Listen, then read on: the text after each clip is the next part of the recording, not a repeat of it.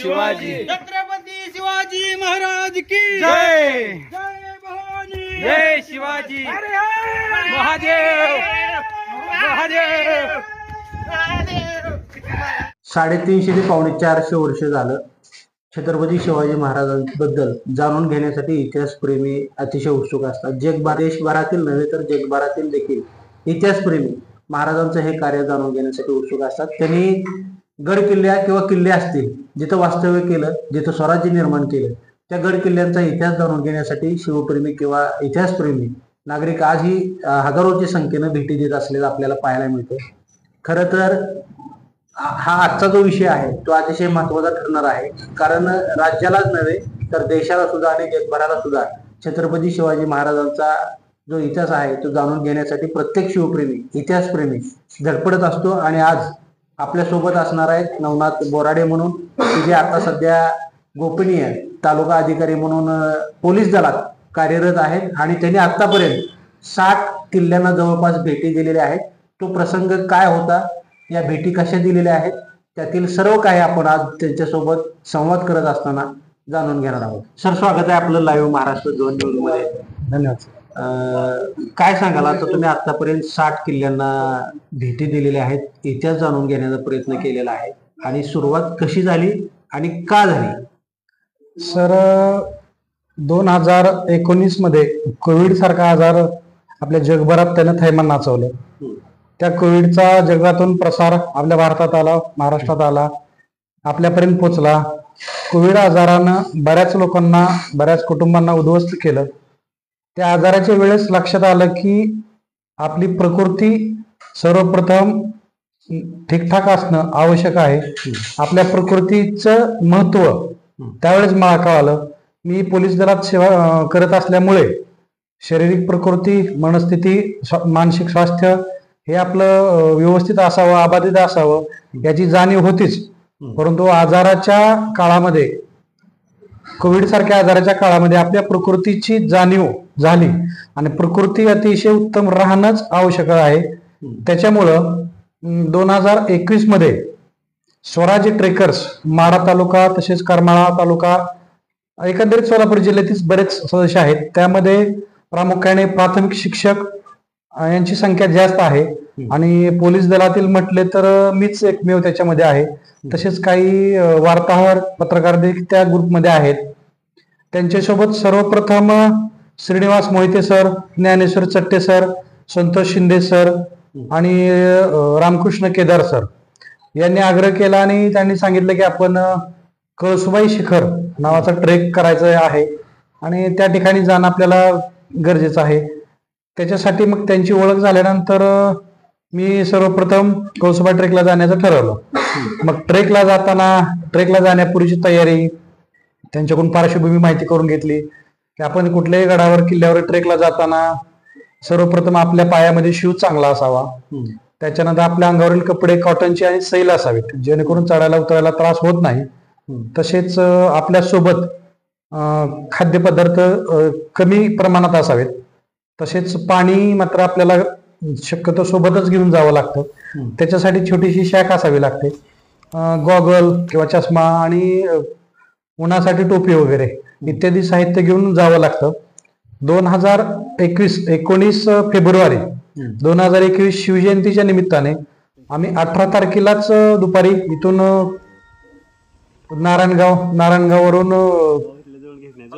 ह्याच्या कळसुबाई शिखराच्या पायथ्याला त्या ठिकाणी गेलो आणि तिथून मुक्काम केला रात्री पायथ्याशी शाळेमध्ये. साधारण ट्रेकला गेल्यानंतर आम्ही मुक्काम हा शाळा, आश्रमशाळा, महाविद्यालय वगैरे अशा समाज मंदिर असतील तर त्याच्या प्रांगणामध्ये करतो. जास्त लॉजेस वगैरे याचा आस्वाद घेत नाही आम्ही. नाही, तुम्ही आता म्हणालात की सुरुवात तुम्ही कळसुबाई शिखरापासून केलेली आहे, पण महत्वाचा प्रश्न असा आहे की कोविड काळानंतर प्रत्येकाचं जीवनमान बदललं. बरोबर आहे सर. शरीर संपदेवरती लक्ष किंवा इतर ज्या गोष्टी आहेत त्याकडे माणूस वळाला, शरीराचं महत्व त्यांच्या लक्षात आलं. पण तुम्ही आता पोलीस दलामध्ये कार्यरत आहात. बरोबर सर. इतर व्यायाम सुद्धा, म्हणजे आपण आता एकीकडे दुसरीकडे आपण पाहिलं तर जिम असेल, सायकलिंग असेल, स्विमिंग असेल, असे व्यायाम करून आपलं फिटनेस माणूस जपण्याचा प्रयत्न करतो. बरोबर. गड किल्ल्यांना भेटी देण्याचं कारण काय? म्हणजे बरोबर सर, आपला प्रश्न खूप छान विचारला तुम्ही. आपण गड किल्ल्यावरती जाण्याचा उद्देश म्हणजे मी फावल्या वेळामध्ये किंवा ड्युटीवर जर सुट्टी असेल, ड्युटी नसेल किंवा कधी रात्रपाळी ड्युटी असते, त्यावेळेस जागरणासाठी काही लोक तंबाखूचा वापर करतात किंवा काही लोक इतर मावापुडी वगैरे खाण्याचं करतात. तर मला जागरणाची आवश्यकता असल्यामुळे मी पुस्तकांचं वाचन करायचो. मग पुस्तकांचं वाचन करीत असताना मला शिवरायांचे गड किल्ले आणि शिवरायांची कामगिरी आपण शालेय जीवनामध्ये त्याचा अभ्यास केला होता, माहिती घेतलीच होती, परंतु गड किल्ल्यांचा प्रत्यक्ष काय आहेत हे जाणून घेण्याची उत्सुकता लागली होती. आणि सर्वात महत्वाचं म्हणजे ज्या ठिकाणी आपल्या छत्रपती शिवरायांच्या मावळ्यांनी शिवरायांच्या संपूर्ण कुटुंबातील लोकांनी ज्या गडावर किल्ल्यावरती त्यांनी रक्त सांडलेलं आहे, अशा किल्ल्यावरती जाऊन त्या ठिकाणची माती आपल्या बहाळी लावण्याचं भाग्य किल्ल्यावर गेल्याशिवाय लक्षात येत नाही. आणि ते भाग्य घेण्यासाठी आम्हाला जावंसं वाटलं. शरीर प्रकृतीसाठी व्यायाम तर वॉकिंग आहे, सायकलिंग आहे, स्विमिंग आहे किंवा जिम सारखे इतर व्यायाम आहेत, परंतु गड किल्ल्यात गेल्यानंतर त्या ठिकाणी निसर्गाचा आनंद घेता येतो. त्याच्यानंतर त्या ठिकाणी मिळणारा ऑक्सिजन हा दवाखान्याच्या ऑक्सिजन पेक्षा देखील शुद्ध प्रमाणात असतोय, तो आपल्याला मुक्त मिळतो. त्या ठिकाणी कुठल्याही प्रकारचं गड किल्ल्याच्या आसपास शक्यतो प्रदूषण कुठल्या प्रकारचं नसतंय, त्याच्यामुळे तिथली हवा आणि ऑक्सिजन अतिशय शुद्ध प्रमाणात मिळतो. गड किल्ल्यावरती गेल्यानंतर तो व्यायाम होतो, ऐतिहासिक पार्श्वभूमी आपल्याला माहित होते. गड किल्ल्यावर जाताना त्या किल्ल्याचा अगोदर आम्ही अभ्यास करतो, पुस्तकामध्ये वाचन करतो किंवा गुगलवरती बऱ्या प्रकारे माहिती मिळून जाते. ती माहिती घेऊन आम्ही वाचन करून त्या अभ्यासाप्रमाणे आम्ही त्या गड किल्ल्यावरती जातो. वरती गेल्यानंतर तिथलं जे काय गड किल्ल्याचं बांधकाम आहे, तिथं पाण्याचे टापू आहेत, पाण्याच्या सोयी सुविधा आहेत, त्याचा अभ्यास करतो. सर्वसामान्यपणे प्रत्येक गडावर पाण्यासाठी खोलगड भागी बांधकाम करत असताना त्या काळामध्ये 16व्या, 17व्या, 15व्या, 14व्या शतकामध्ये पाण्यासाठी खोलगड भागामध्ये खंदक खोदून त्यातील दगड काढून आजूबाजूस असणारे तटबंदी, बुरुजाचे किंवा स्वागत कमानीचे बांधकाम केलेले आहे. त्याच्यामुळे पाण्याची सोय झालेली आहे त्या ठिकाणी आणि त्या तटबंदीची दगडांची सोय झालेली आहे. किल्ल्यावर गेल्यानंतर कधी कधी प्रश्न पडतो की म्हणजे नवख्या माणसाला की या गड किल्ल्यावरती आल्यानंतर इथे एवढे मोठे दगड कुठून आले असतील, आपल्याला चालत जायला पंचायत आहे तर दगड कुठून आले असतील. तर सर्रासपणे त्या गडावरती आणि किल्ल्यावरती असणारा दगड हा त्याच गडावर किंवा किल्ल्यावरती खोदकाम करून त्याच्यातून काढून त्या दगडापासून किल्ल्यांचं बुरुजाचं असेल, तटबंदीचं असेल किंवा देवस्थानचे बांधकाम केलं असेल. साधारणपणे प्रत्येक गडावरती मंदिर किंवा शिव मंदिर तर आहेच, त्यामध्ये काही गड किल्ल्यावरती शिव मंदिर आहेत किंवा देवीची मंदिरं आहेत किंवा गणपतीचं मंदिर आहेत.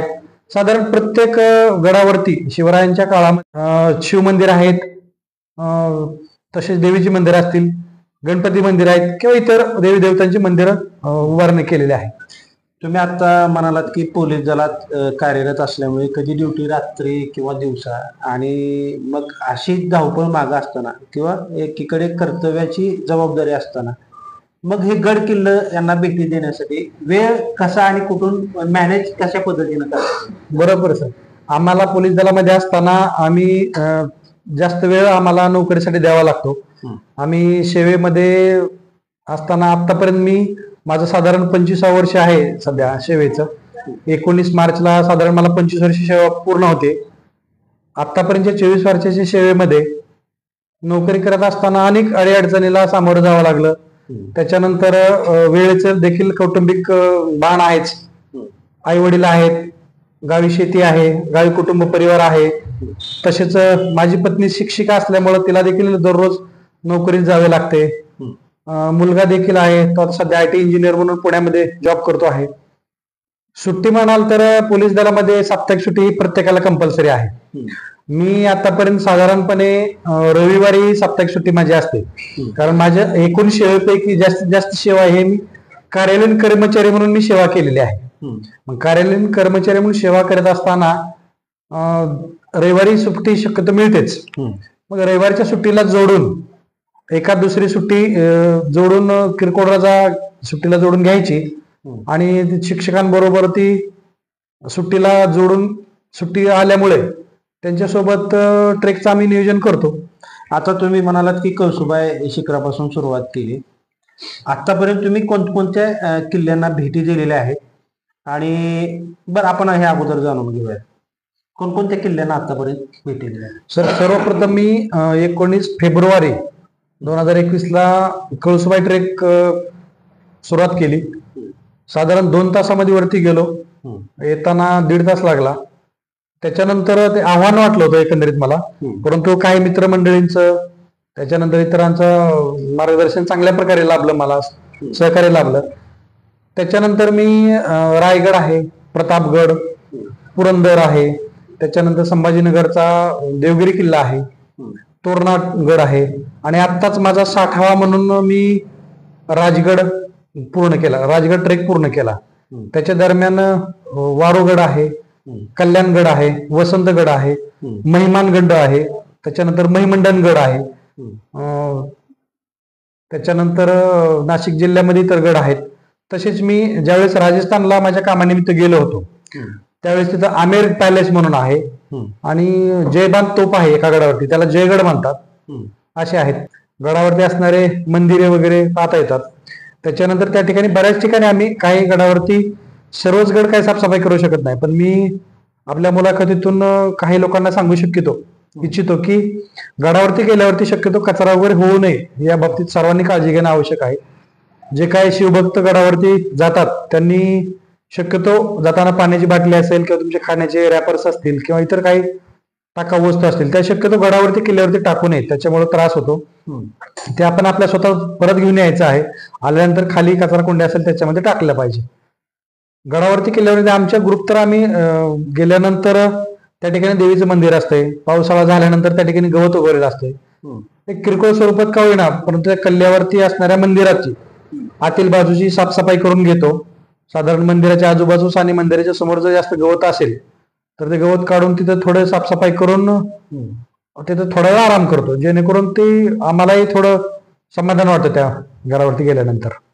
तर महत्वाचा विषय असा आहे की फक्त गड किल्ल्यांना भेटी देऊन थांबत नाही, तर त्या गड किल्ल्यावरती असलेली जी काय अस्वच्छता आहे ती स्वच्छ करण्याचं काम, संवर्धन करण्याचं काम ते सध्या करत आहेत. त्यांची ट्रेकिंगची सगळी टीम असेल त्यांच्या माध्यमातून होत आहे.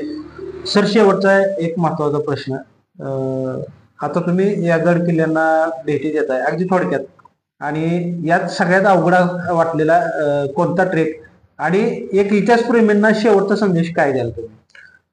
मी आतापर्यंत केलेल्या गड किल्ल्यांमध्ये सर्वात अवघड म्हटलं तर लिंगाणाचा जो ट्रेक आहे, लिंगाणा गडाचा, तो खूप अवघड आहे. कारण तिथे जाण्यासाठी एकतर मुक्कामी जावं लागतं. त्या ठिकाणी कुठल्याही प्रकारची मोबाईलची रेंज तुम्हाला येत नाही, कोणाशी संपर्क होऊ शकत नाही. आणि ट्रेकला सुरुवात करण्यापूर्वी त्या गावापासून तिथं लिंगाणा ट्रेकला जाण्यासाठी 2 ते 2.5 किलोमीटर जंगलातून तुम्हाला पायपीट करावी लागते. त्याच्यानंतर बोराट्याची नाळ म्हणून आहे, दोन्ही बाजूला डोंगर आहेत मोठे आणि त्या नाळीमध्ये मोठमोठे दगड आहेत. त्याच्यातून तुम्हाला अवघड बिकट परिस्थितीतून वाट काढत तुम्हाला त्याच्या पायथ्याशी जावं लागतं आणि तिथून तुम्हाला ते ट्रेकला सुरुवात करावी लागते. म्हणजे पायथ्यापर्यंत जाण्यापर्यंतच तुम्ही बऱ्यापैकी खचून जाता आणि तिथून ते ट्रेकला सुरुवात करावी लागते. अवघड असा ट्रेक आहे त्याच्यामुळं. आणि ट्रेकिंग मध्ये आतापर्यंत केल्यापैकी तोरणा आहे, रायगड आहे, लिंगाणा आहे, त्याच्यानंतर कळसुबाई ट्रेक आहे. चॅलेंजिंग ट्रेक आहेत आणि करण्यासारखे ट्रेक आहेत. आपल्या मुलाखतीच्या माध्यमातून आपल्याला मी आपल्या शिवप्रेमींना किंवा शिवभक्तांना, गड किल्ल्यावरती ट्रेकिंग करणाऱ्या इच्छुकांना मी एवढा संदेश देऊ इच्छितो, आपण ट्रेकिंगला युवा पिढीने तर जावंच, त्याच्यानंतर महिलांनी देखील जाणं आवश्यक आहे. तसेच ट्रेकला जाण्यासाठी तशी वयाची कुठल्याही प्रकारचे बंधन नाहीये. राजगडावरती मी गेलेला असताना त्या ठिकाणी विदेशी महिला, त्यांचं वय साधारण 68 वय होतं, त्यांनी देखील तो ट्रेक एकदम उत्तम प्रकारे केला. त्याच्यामुळे वयाचा त्या ठिकाणी बंधन नाहीये, परंतु फक्त पूर्ण तयारी करणं आवश्यक आहे जाताना आणि ट्रेकला जाणं गरजेचं आहे. ट्रेकला जाताना सर्वांनी आपल्या पूर्व तयारी करून अभ्यास करून जाणं आवश्यक आहे. स्वतःच्या शरीर प्रकृतीसाठी, मन स्वास्थ्यासाठी गोवा किंवा इतरत्र जाऊन आनंद घेण्यापेक्षा आपलं मानसिक स्वास्थ्य, शारीरिक स्वास्थ्य, तसेच आपल्या पूर्वजांचा आणि शिवाजी महाराजांचा इतिहास अभ्यासाला मिळतो, पाहायला मिळतो आणि आपल्या प्रकृतीमध्ये नक्कीच सुधारणा होते. त्याच्यानंतर आपल्या मन स्वास्थ्य देखील चांगलं राहतं. याच्यासाठी गड किल्ल्यांचं ट्रेकिंग हे युवा पिढीनं तसेच महिलांना, विशेषतः तरुणांनी जावं अशी मी सर्व शिवभक्तांना विनंती करतो. मी माझ्यासोबत ट्रेकला सुरुवातीला मला विरोध करणारेच पत्नी ट्रेकला जाऊ नका काय असते तिथे विरोध करणाऱ्या पत्नीने देखील माझ्यासोबत ट्रेकिंगला सुरुवात करून तिचे सुद्धा आतापर्यंत 25 ते 30 ट्रेक झालेले आहेत. तसेच माझा लहान मुलगा आहे अर्णव म्हणून, आता 12मध्ये शिकतो आहे, त्याचे देखील 23 ते 24 ट्रेक माझ्यासोबत पूर्ण झालेले आहे. नाही, संपूर्ण कुटुंब तुमचं गड किल्ल्यांना भेटी देते, ट्रेक करते आणि सगळ्यात महत्वाचं तिथं जाऊन सामाजिक संदेश सुद्धा देते. विषय असा अतिशय महत्वाचा आहे की गड किल्ले आणि छत्रपती शिवाजी महाराजांचं नाव घेतलं की आज ही छाती स्फूर्तीनं आणि प्रेरणेनं भरून येते आणि तेच महाराजांचा इतिहास जाणून घेण्यासाठी गड किल्ल्यांना अवश्य भेट द्यावी आणि खास करून तरुण असतील, महिला असतील, यांनी जाऊन तिथं गडावरती त्या गडावरची माती आपल्या कपाळी लावून निश्चितपणानं स्फूर्ती आणि ऊर्जा मिळते. असंच नवनाथ बोराडे आपल्या माहितीतून सांगतायत. पोलीस दलात कार्यरत असताना सुद्धा ही विशेष वेगळी आवड आणि छंद निर्माण करणारे नवनाथ बोराडे आपल्यासोबत होते. सर, आपलं आभार आणि अभिनंदन की आपण या सगळ्या धावपळीच्या जीवनात एक विशेष छंद जोपासताय. त्यासाठी पुढील कार्यासाठी तुम्हाला शुभेच्छा. धन्यवाद सर. आपण शुभेच्छा देतात. आपल्यासारखे असे शुभेच्छुक आणि मार्गदर्शन करणारे माझ्या पाठीचे आहेत म्हणून मला अजून देखील प्रेरणा मिळते आणि नक्कीच मी लवकरात लवकर 100 ट्रेक करून पुन्हा तुमच्या भेटीला नक्की येईच. धन्यवाद. चॅनलवर नवीन असाल तर लाईव्ह महाराष्ट्र झोन न्यूजच्या युट्यूब चॅनलला सबस्क्राईब करा आणि बेल आयकॉनला क्लिक करा. कॅमेरा पर्सन अजित खडकेसह मी रमेश सर मोडणे.